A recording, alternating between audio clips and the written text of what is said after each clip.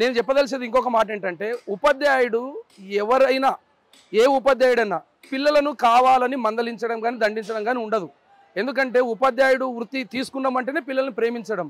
ఆ తరగతిలో గదిలో పోయిన తర్వాత ఎవరైనా పొరపాటు చేస్తే ఏదైనా క్రమశిక్షణలో పెట్టాలన్న ఉద్దేశంతో, అందుకనే మనం ఒక మాట చెప్పొచ్చు, ఉపాధ్యాయుడు కొట్టాలని చేతిలో బెత్తం పట్టుకోడు. ఆ బెత్తము బోర్డు పైన ఉన్న అక్షరాలు చూపించడానికి చూపించవచ్చు, అవసరం అనుకుంటే మందలించే పరిస్థితి కూడా ఉండొచ్చు. అంటే ఈరోజు ఉపాధ్యాయుని చేతిలో ఆ అక్షరాలను చూపించే బెత్తాన్ని ఎప్పుడైతే తీసేసినారో, ఈరోజు అదే లాటి పోలీసుల చేతులకు పోయి ఆ పిల్లలు తప్పు చేసిన పరిస్థితి ఈరోజు కనిపిస్తూ ఉంది. అందుకనే దిశ సంఘటన చూసాం, చిన్న పిల్లలు వాళ్ళకి చదువు అందకపోయి ఉండొచ్చు. అంటే ఆ పిల్లలకు సరైన మార్గం కనుక చూపించకపోతే అటువంటి దిశ సంఘటన లాంటి సంఘటనలు కూడా ఎన్నో జరిగేదానికి ఆస్కారం ఉంటుంది.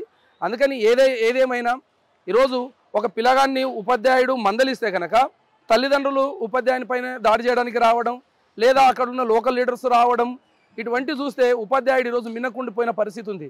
విద్యా హక్కు చట్టం ప్రకారం కావచ్చు, లేకపోతే NEP 2020 కావచ్చు, ఏదైనా ఉపాధ్యాయుని ఒక లిమిటెడ్ ఏరియాలోకి తీసుకొచ్చి పిల్లలకు ప్రేమతోటి పాఠాలు చెప్పాలని మమ్మల్ని ఆదేశించిన తర్వాత ఆ ప్రేమతోటి పిల్లల దగ్గరికి పోయే వరకల్లా ఉపాధ్యాయుడు లీనియన్స్ తీసుకొని ఉపాధ్యాయుల మీద దాడి చేసి ఈరోజు చంపడం అనేది